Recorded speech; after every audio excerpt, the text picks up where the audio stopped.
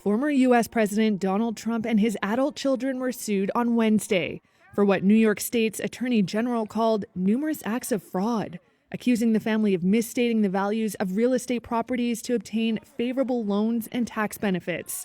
The move by Letitia James marks one of the biggest legal blows yet for the former president. The pattern of fraud and deception that was used by Mr. Trump and the Trump Organization for their own financial benefit is astounding. The former president's sons, Donald Trump Jr. and Eric Trump, as well as his daughter Ivanka Trump, are also named as defendants in the suit, as well as the Trump Organization, a family company that manages hotels, golf courses, and other real estate around the world. At issue is how the company prepared Trump's annual statements of financial condition over the decade ending in 2021. James says Trump inflated his net worth by billions. Claiming you have money that you do not have does not amount to the art of the deal. It's the art of the steal.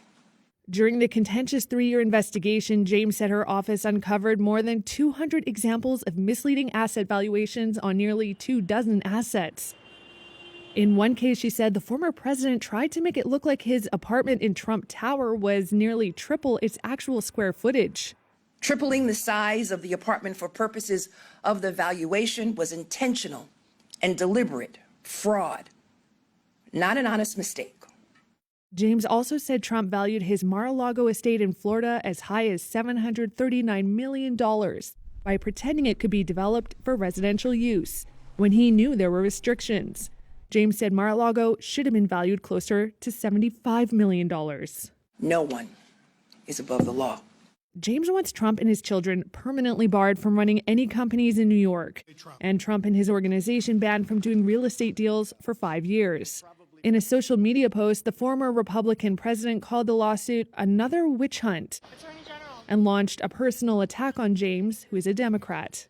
Oh, what a crowd this is. Trump is considering running for president again in 2024.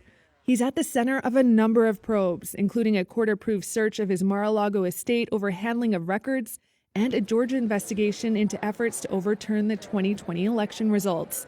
He's also denied wrongdoing. This lawsuit was civil, meaning it did not involve criminal charges.